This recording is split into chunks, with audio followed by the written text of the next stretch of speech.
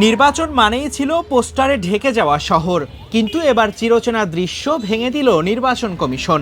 দেশে প্রথমবারের মতো অনুষ্ঠিত হতে যাচ্ছে পোস্টারবিহীন জাতীয় সংসদ নির্বাচন। নির্বাচনের ঠিক আগে এই দেওয়ালগুলো পোস্টারে ঢেকে থাকার কথা, কিন্তু এবারের চিত্রটা একেবারেই ভিন্ন। নেই পোস্টার, নেই রঙিন ব্যানার। এই পরিবর্তন শুধু দেওয়ালে নয়, এই পরিবর্তনের প্রভাব পড়েছে সরাসরি ছাপাখানাগুলোতেও। নির্বাচনী আচরণবিধিতে প্রথমবারের মতো পোস্টার ব্যবহার পুরোপুরি নিষিদ্ধ করেছে কমিশন। পরিবেশ রক্ষা ও দৃশ্য দূষণ কমাতে নেওয়া এই সিদ্ধান্তে বদলে গেছে প্রচারণার চেনাধারা। রাজধানীর ফকিরাপুল, বিজয়নগর ও পল্টন এলাকার বিভিন্ন ছাপাখানা ঘুরে দেখা গেছে হাতেগোনা কয়েকটি প্রতিষ্ঠানে শুধু লিফলেট ছাপা হচ্ছে। অনেক জায়গায় এক বা একাধিক ছাপাযন্ত্র বন্ধ পড়ে আছে। অতীতে নির্বাচন এলে শুধু ঢাকা নয়, আশপাশের জেলাগুলো থেকেও পোস্টার ছাপার হিড়িক পড়তো এখানে। একটি পোস্টার ছাপাতে খরচ হতো 3.5 থেকে 4 টাকা, আরেকটি লিফলেটে লাগতো মাত্র 40 থেকে 60 পয়সা। খরচ তুলনামূলক বেশি হলেও লাভ হতো পোস্টার থেকেই। কিন্তু এবার পোস্টারবিহীন নির্বাচনের কারণে সেই লাভের পথ একেবারেই বন্ধ হয়ে গেছে। এক একটা লিফলেট প্রায় 1 টাকা খরচ পড়ে। শুধু লিফলেট, অল্প কিছু লিফলেট আসে শুধু আর কি, 20,000 করে। সানশাইন আটা ময়দা সুজি, ভালোবাসায় তৈরি। আমাদেরও মানে ওভার টাইম হয় প্রতি বছর, এবছর ওভার টাইম কম। নির্বাচনের আগে ওই রকমের কাজ নাই ঘরে।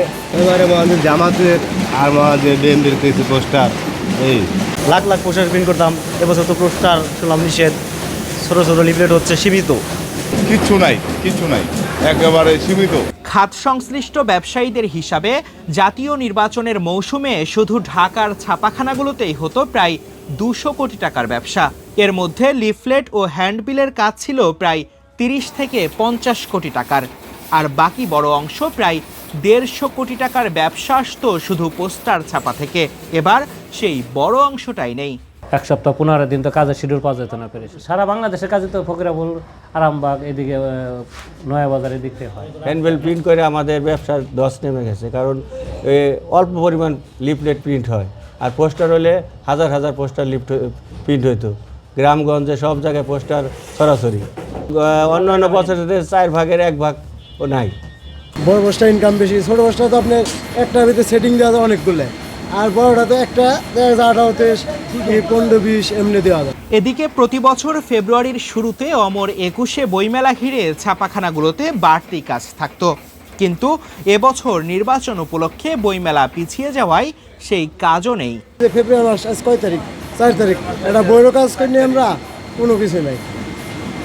দেশের যে অবস্থা হইতেছে, কদিন পর দেখা আমার খাওয়ার কষ্ট হয়ে যাবে।